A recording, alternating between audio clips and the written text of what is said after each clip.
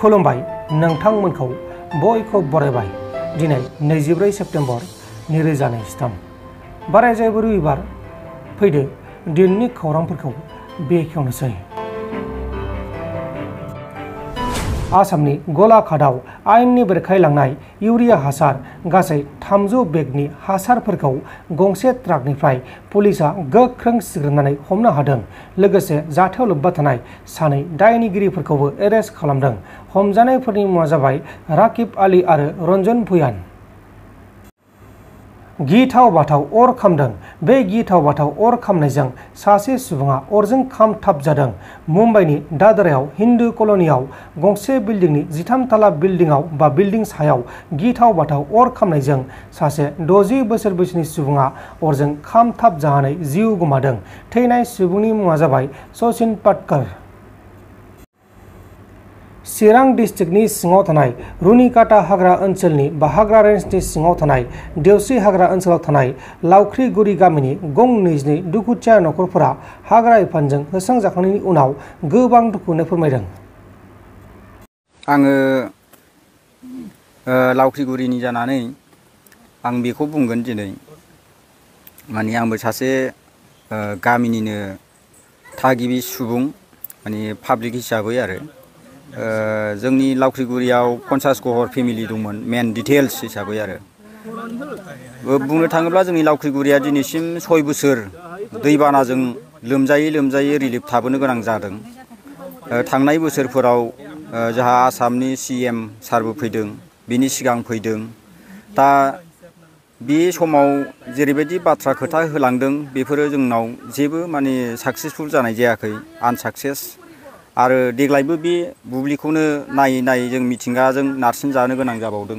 दैबानाया जोंखौ निज्राया बे भुटाननिफ्राय फैनाय निज्रा दैया ओरैबायदि खुरखादों देग्लाय सबसे माने 6 बोसोरनि गेजेराव देग्लाय डेन्जारसिन जादों। आरो बिनि गेजेराव जोंनाव 40% न'खरफोरा माने एखे दैजों खोबजानो गोनां जादों। दासिमबो नोंथांमोनहा जोंनि बे स्पटआव थांनानै नायोबा नुगोन। आं बेखौ नोंथांमोननिसिम मिथिहोयो। दा बिनि थाखायनो जोङो बाहाय जोङो रिसन एसे एनै मोनदोंमोन सार्कोलनिफ्राय आरो जोंनो जायखि होफैया मानो जों त्रिपाल गांसे मोनदोंमोन। दा बेखौ मोननानै जोङो रिलिफबो थानो खाबु गैया, जायगा गैया। जों जेराव रिलिफ थाबाय थादोंमोन बेवहाय दैया लोमसावजोब्बाय। दा बे हिसाबै सावरायलायदों, जों गामियावनो सावरायलायदोंमोन।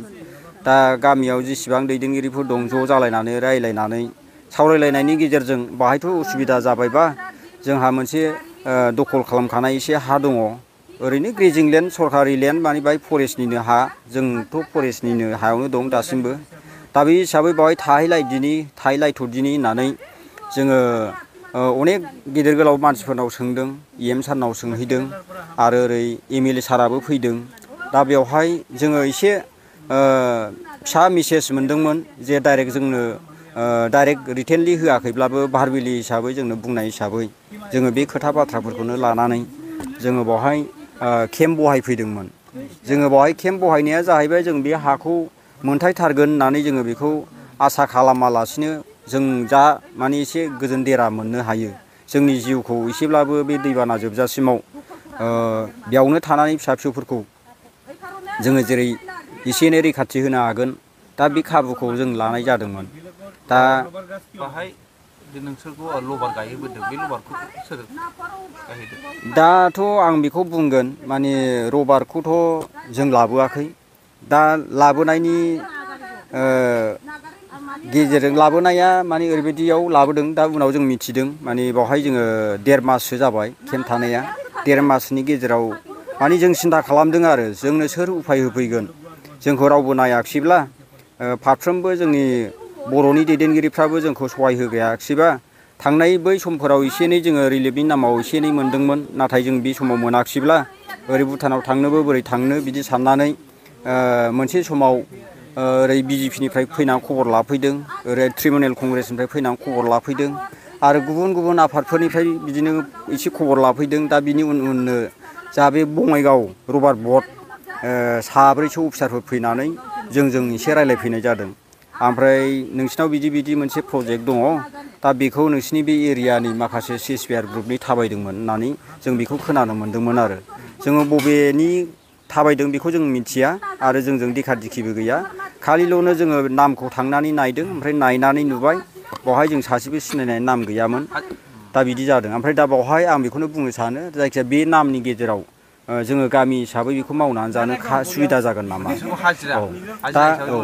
दा बिदि होननानै ओमफ्राय बे मेदाम मोनहा बुंदों नोंसोर गायदोल' नोंसोर बाहाय बेखौ गायजोबनो हायोबा नोंसिनिनो बेनिफिट जागोन आरो बावहाय गायखांनो हायोबा पार हेक्टर जोंनो एसे खरसा हिसाबै हरगोन आरो बेखौ माने 5 बोसोरसो रैखाथि होनो हायोब्ला बिनि प्रडाक्सना नोंसिनिफ्रायनो जोङो बावहाय लांबाय थागोन दा बिदि होननायखाय जों बेखौ गायदोंमोन आरो बाहाय फरेस्टारफ्रा बाउन्डारि थाबा बेखौ बारनो मोना नाथाय बारनायनि उनावबो जुदि बिफां गायनायनि मोनसे इलिगेल बिफांफोरखौ गायोबा बे फरेस्टनि मोनसे आयेनाव गोलैयो दा बिनि खेत्रखौ खामानि मावनायाव नोंथांमोना उसुबिदा गैयाखै नामा दा मोनसे बाथ्राखौ जोङो सरखारनिसिम आर'ज खालामबाय थादों खावलायबाय थादोंमोन मानोना जोंहा जेबो ओरैहाय उफाय गैलाब्ला हा बिगासेबो गैलाब्ला जोंनो एसे थानो थाखाय बावहाय बिगासे बिगानैसो होदो होननानै जोङो सिगांनिफ्रायनो 6 बोसोर सिगांनिफ्रायनो जों आर'ज गाबबाय थादों जयैनो ओमफ्राय बे हिसाबै जाहा डिपो साराबो थांनाय बोसोरफोराव बुंदोंमोन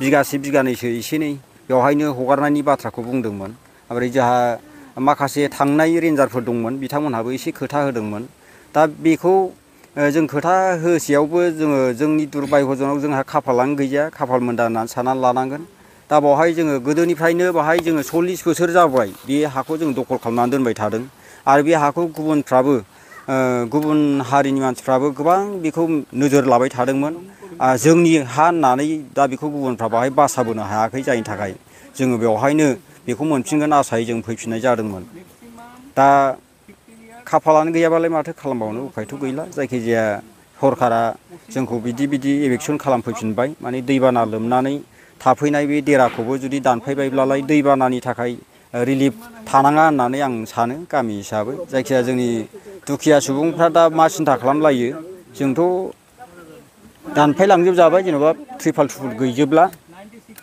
दा बेखिनि जाबाय आरो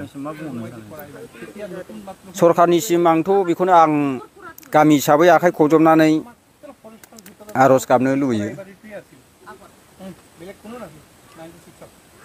थारमाने नायनानै जोंखौ माने स्पटआव नायनांगौ ओमफ्राय बिनि पारमानेन्ट सलुसन माने गोख्रों एखेबारे मोनसे प्रटेक्सन जुदि होनानैब्लाबो जोंनो बिगासेसो न' लुनो हानाय मोनसे जायगा बेखौ होनो हायाब्लाबो जोंनो बिगासे बा बिगानै बबेबा मोनसे जायगा नायनानै जोंनो जुदि होयोब्ला खोब मोजां आरो मोनसे बाथ्राखौ बुंगोन आं दिनै गामि हिसाबै जोंनाव बाहाय 100% फैनायनि गेजेराव 50%आ थांफिनबाय गामियाव ओमफ्राय बिथांमोनहा एसे एनै थानो हागौ बबेबा खना खनलाफ्राव सुबिदा जानानै थानो हागौ दा बे हिसाबै जों बिथांमोननिसिम जेबो दुखु प्रकास खालामाखै दा जोंनि थाखाय जों बांसिन दुखु प्रकास खालामदों जायखिजाया सरखारनिसिम आं बेखिनिखौ आर'ज गाबबाय जायखिजाया जोंनि थाखाय बाहाय फैनानै जों बावहाय थानो मोनाब्ला जोंनि थाखानाय रलिं सरखारनिफ्राय EM सारानो जा बा MLA सारानो जा बा गुबुन बिबानाव थानाय सारमोनानो जा जोंखौ पाब्लिक एसे पाब्लिक होननानै साननानै गावनि होननानै फोथायनानै जोंखौ मोजां बुजायनानै जेन' मोनसे जायगायाव थि खालामनानै दोनो दा बेखौनो आं लुबैयो आरो गामि हिसाबै नोंथांमोन दिननि खौरांफोरा बेखिनिल'मोन बेखिनिसिम नायनायनि थाखाय नोंथांमोननिसिम रोजा रोजा साबायखर गोजोन्थों एसेनोसै जय बर' हारिनि